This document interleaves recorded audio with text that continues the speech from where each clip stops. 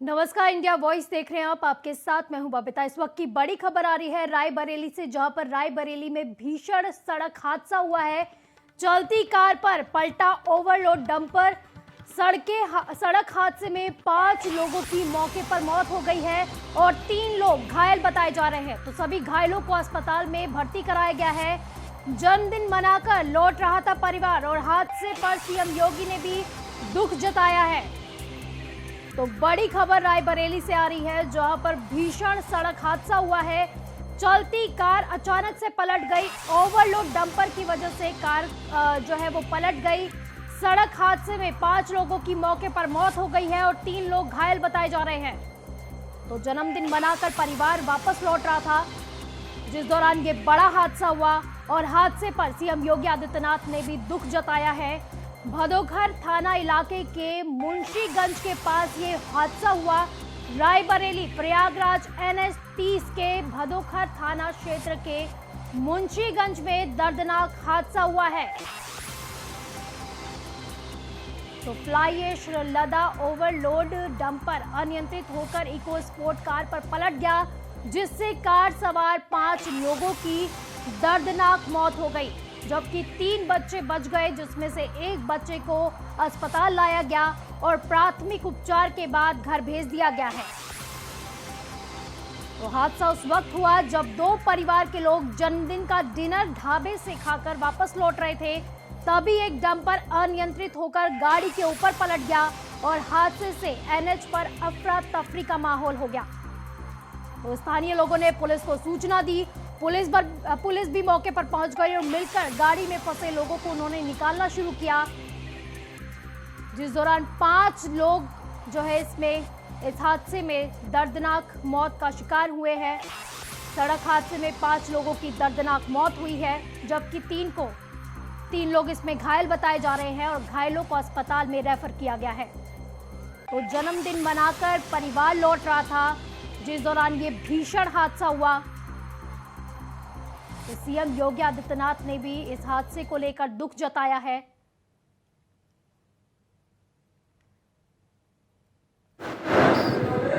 Truck और car का accident हुआ है।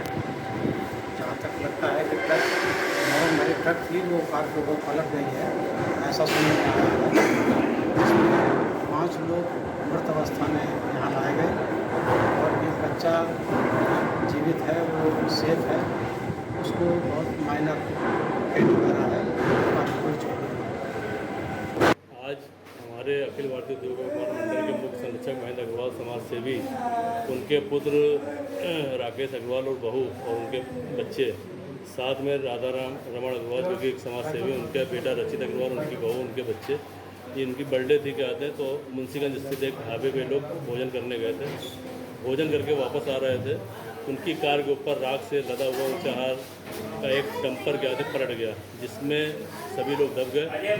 सभी पुलिसकर्मियों की सेवा से निकाले गए, लेकिन उसमें सभी की कैजुअल्टी हो गई केवल। तो ज्यादा जानकारी के लिए हमारे संवाददाता राजू हमारे साथ जुड़ गए हैं। राजू, क्या है तमाम जानकारी?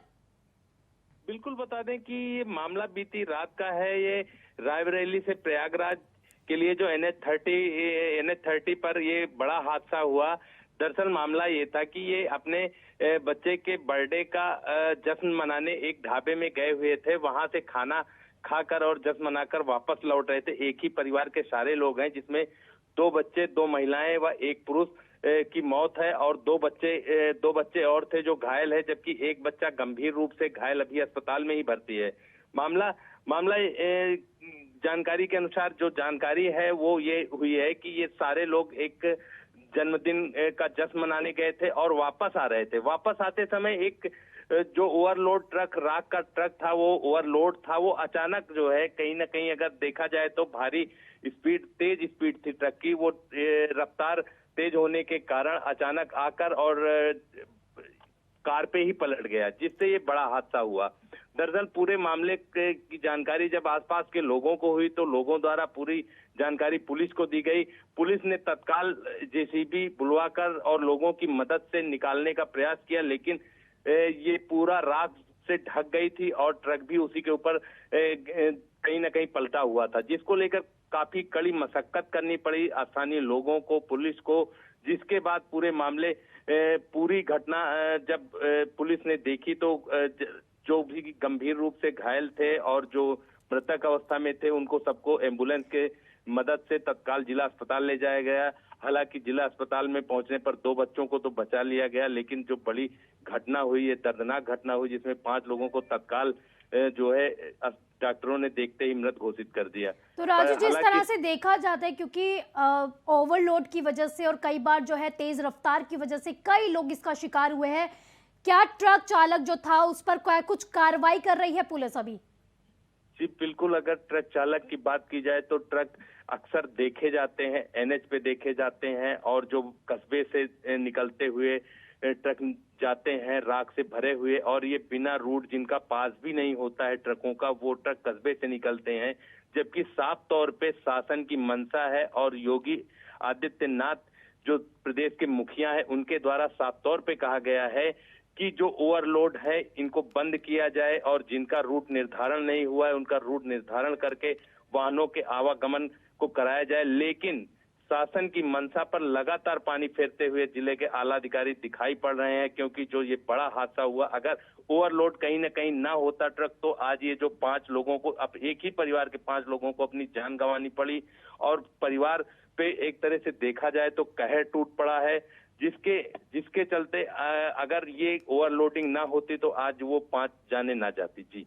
जी कहा जा रहा है क्योंकि 5 लोगों की दर्दनाक मौत हुई है, परिवार के ही लोग थे, तो क्या कौन कौन लोग इसमें शामिल थे? आप इस पे थोड़ा जानकारी दे सकते हैं हमें? और जी बिल्कुल, 2 मासूम बच्चे थे और देखा जाए तो एक उसकी माँ है, दोनों बच्चों की एक माँ है और एक वो परिवार का ही व्यक्ति बताया जा रहा है। हालांकि चूंकि परिवार पूरे सदमे में है, कहीं ना कहीं अगर देखा जाए तो परिवार का अभी जो स्थितियां है, जो हाल है, वो पूरी तरह से बेहाल है। कोई भी परिवार का होश में नहीं है, सारे लोग कहीं ना कहीं रोते बिलखते और चिल्लाते हुए नजर आ रहे हैं। परिवार पे जो सदमा है, कोई बोल रहा है तो डॉक्टरों को कहीं ना कहीं वहां लाया भी गया प्रशासन। चलिए राजू, आप इस खबर पर नजर बनाए रखिए। फिलहाल के लिए आपका बहुत बहुत शुक्रिया इन तमाम जानकारी के लिए। बढ़ते अगली बड़ी खबर की ओर, जहां पर यूपी की राजनीति से जुड़ी हुई बड़ी खबर आ रही है। मंत्री दिनेश खटीक नाराज चल रहे हैं। मंत्री दिनेश खटीक जो है जल राज्य मंत्री है, वो काफी नाराज चल रहे हैं यूपी सरकार से। मंत्री दिनेश खटीक ने इस्तीफा की पेशकश की, उन्होंने इस्तीफे की पेशकश की है, तो अफसरों की कार्यशैली से नाराज चल रहे हैं दिनेश खटीक। विभाग के अफसरों की कार्यशैली से काफी ज्यादा नाराज थे। जल शक्ति विभाग के राज्य मंत्री हैं दिनेश खटीक, तो अपने सरकारी आवास पर नहीं है दिनेश खटीक, तो जल शक्ति विभाग में तबादलों को लेकर भी वो काफी ज्यादा नाराज चल रहे थे। अधिकारियों पर भी कई तरह के उन्होंने आरोप लगाए थे कि वो उनकी बातें नहीं सुनते हैं, जिसके बाद अब जो है वो इतने ज्यादा नाराज हो गए हैं कि वो इस्तीफा दे रहे हैं। उन्होंने इस्तीफे की पेशकश की है। अधिकारियों से काफी ज्यादा नाराज चल रहे थे। इसी के साथ ही उन्होंने एक पत्र भी लिखा, तो 5 मंत्रियों को उन्होंने ये पत्र लिखा है। तो हस्तिनापुर में समर्थकों पर एफआईआर से भी नाराजगी थी उनकी। दिनेश खटीक के सभी फोन भी देर रात से बंद आ रहे हैं। तो ज्यादा जानकारी के लिए सिद्धार्थ हमारे साथ जुड़ गए हैं। सिद्धार्थ, दिनेश खटीक काफी समय से नाराज चल रहे थे और आज उन्होंने इस्तीफे की पेशकश भी कर दी है। कल देर रात दिनेश खटीक ने इस्तीफे के पेशकश की, ऐसा सूत्र बता रहे हैं।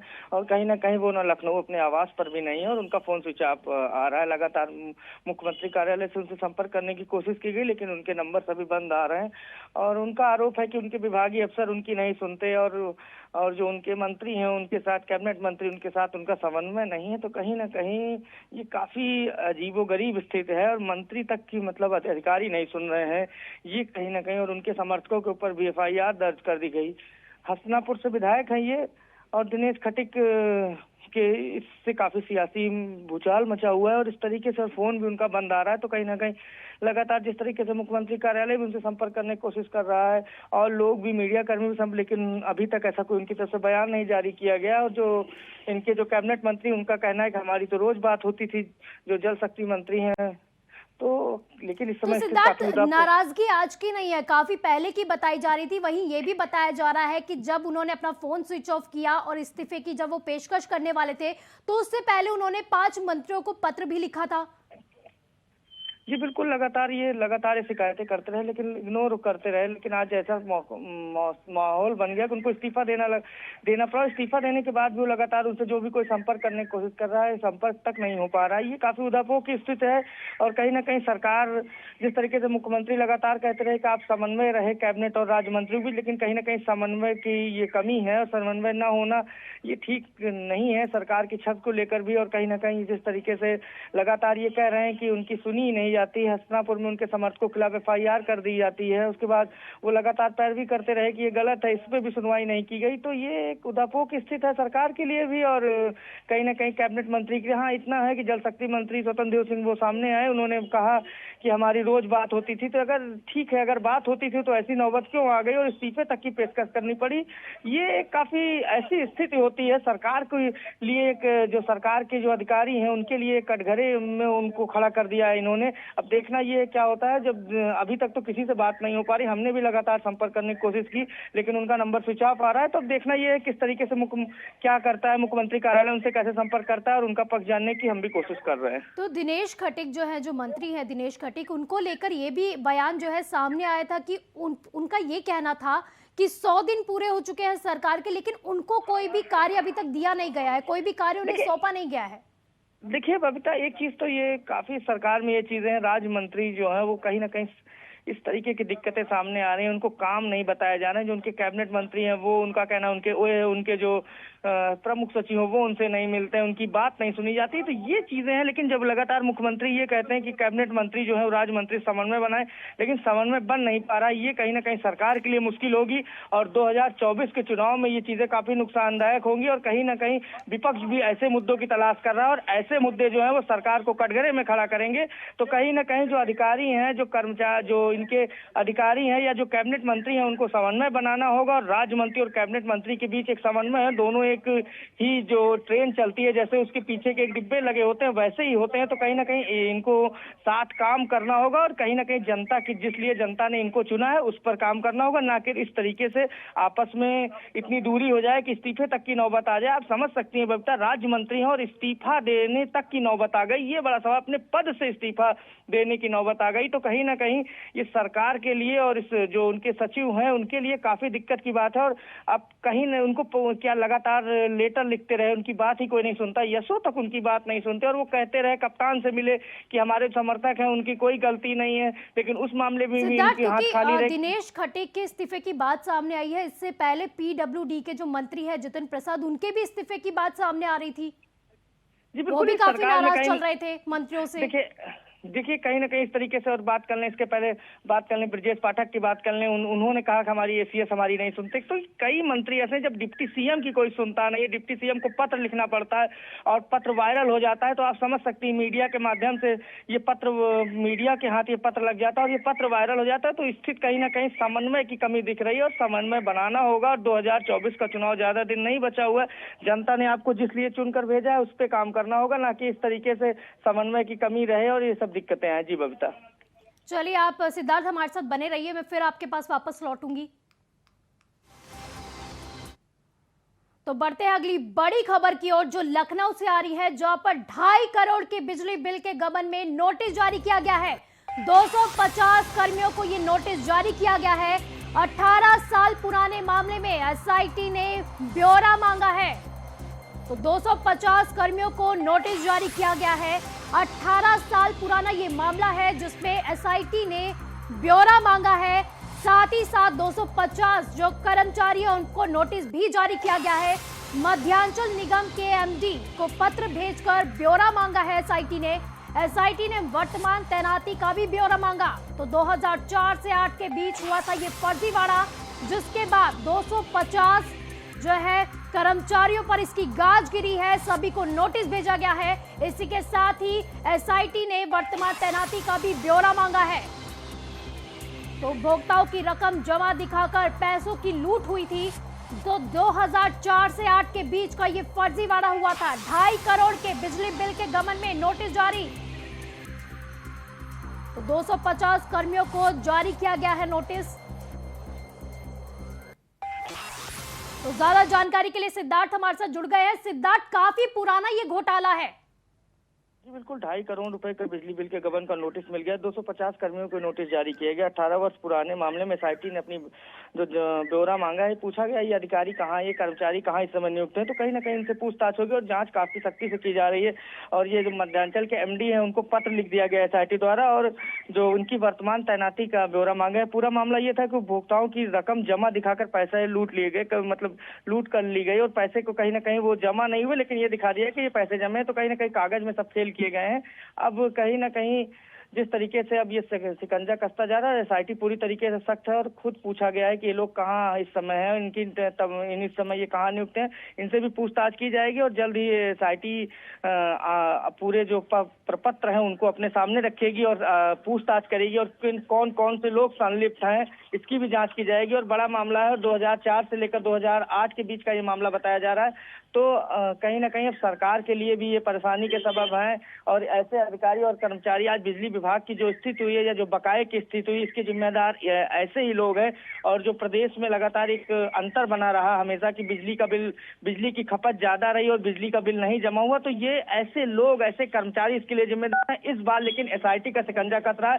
जिस तरीके से इसके पहले भी कई एसआईटियां बनी, इन सब मामलों में लेकर कहीं ना कहीं कुछ हुआ नहीं था, लेकिन इस बार जब पत्र लिखकर ब्यौरा मांग लिया गया है तो कहीं ना कहीं कर्मचारियों में भी हड़कंप मचा हुआ और सबको ये बताया गया और इतने पैसे का ये गबन हो गया या इतने पैसे की इस तरीके से लूट हो गई कि मतलब सरकारी पत्र में पैसे जमा हो गए और पैसा जो है वो जमा ही नहीं हुआ था। कहीं ना कहीं इस मामले की पूरी जांच होगी। काफी पुराना मामला, 18 साल पुराना ये मामला है, 2004 से लेके 8 तक का। और वहीं पर कर्मियों को भी अब नोटिस जारी किया गया है। तो कौन कौन से नाम है, क्या कोई बड़ा नाम भी इसमें शामिल है? देखिए, इसमें कई अधिकारी ऐसे हैं जो प्रमोशन पे जा चुके हैं, जो बड़े बड़े पदों पर, इसमें कई रिटायर भी हो चुके हैं, वो भी इसकी जांच के दायरे में आ गए। देखिए बक्ता, आप बड़े अधिकारी हो या छोटे अधिकारी हो, लेकिन आपकी जो जिम्मेदारी है उसको कहीं ना कहीं एसआईटी के सामने रखना होगा। और ये पैसे कहाँ गए, किन लोगों ने लिए, सबसे ऊपर से नीचे तक जांच होगी। और कहीं ना कहीं मध्यांचल भी जल्द ही इन लोगों को नोटिस जारी करेगा और इन लोगों को भी एसआईटी के सामने पेश करेगा। तो एसआईटी ने कहीं जिस तरीके से एसआईटी का गठन हुआ है और इस मामले में लेकर जिस तरीके से सख्ती दिख रही, जल्दी कई लोगों के ऊपर गाज भी गिर सकती है। और कहीं ना कहीं इस तरीके के अगर एसआईटी काम करे।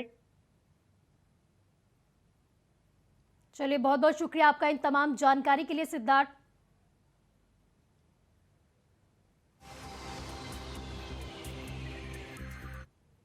तो वहीं बड़ी खबर लखनऊ से आ रही है, जहां पर इकाना स्टेडियम में सेफ्टी वर्ल्ड सीरीज होगी।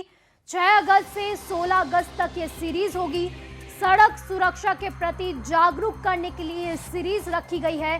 सीरीज में सचिन, लारा समेत दिग्गजों का लगेगा जमावड़ा। युवराज सिंह, यूसुफ पठान, इरफान पठान भी इसमें हिस्सा लेंगे। तो श्रीलंका, ऑस्ट्रेलिया समेत कई देशों के प्लेयर भी इसमें शामिल होने वाले हैं। तो सड़क सुरक्षा को लेकर ये सीरीज होगी और सीरीज में कई बड़े नाम जो है शामिल होंगे। सचिन, लारा समेत कई दिग्गज जो है इस सीरीज में शामिल होने वाले हैं। तो वहीं दूसरी ओर युवराज सिंह हो गए, यूसुफ पठान हो गए, इरफान पठान भी इस सीरीज में हिस्सा लेंगे। तो श्रीलंका, ऑस्ट्रेलिया समेत कई देशों के प्लेयर भी इस सीरीज में हिस्सा लेने वाले हैं। तो इकाना स्टेडियम में यह सीरीज होने वाला है, सेफ्टी वर्ल्ड सीरीज। तो बड़ी खबर लखनऊ से, जहां पर 6 अगस्त से 16 अगस्त तक ये सीरीज होगा। सेफ्टी वर्ल्ड सीरीज होगा जिसमें बड़े बड़े नाम भी शामिल होंगे, कई बड़े चेहरे शामिल होंगे। युवराज सिंह, यूसुफ पठान, इरफान पठान भी इसमें हिस्सा लेंगे। तो वहीं दूसरी ओर सचिन, लारा समेत भी कई दिग्गजों का इसमें जमावड़ा भी लगेगा। वहीं श्रीलंका, ऑस्ट्रेलिया समेत कई देशों के प्लेयर भी इस सीरीज में शामिल होने वाले हैं। तो लखनऊ के इकाना स्टेडियम में सेफ्टी वर्ल्ड सीरीज होने वाली है। जिसमें कई बड़े चेहरे इसमें हिस्सा लेंगे। श्रीलंका, ऑस्ट्रेलिया समेत कई देशों के प्लेयर भी इसमें शामिल होने वाले हैं। तो 6 अगस्त से 16 अगस्त तक ये सीरीज होगी। तो सड़क सुरक्षा के प्रति जागरूक करने के लिए ये सीरीज होगी, जिसमें कई बड़े चेहरे शामिल होने वाले हैं।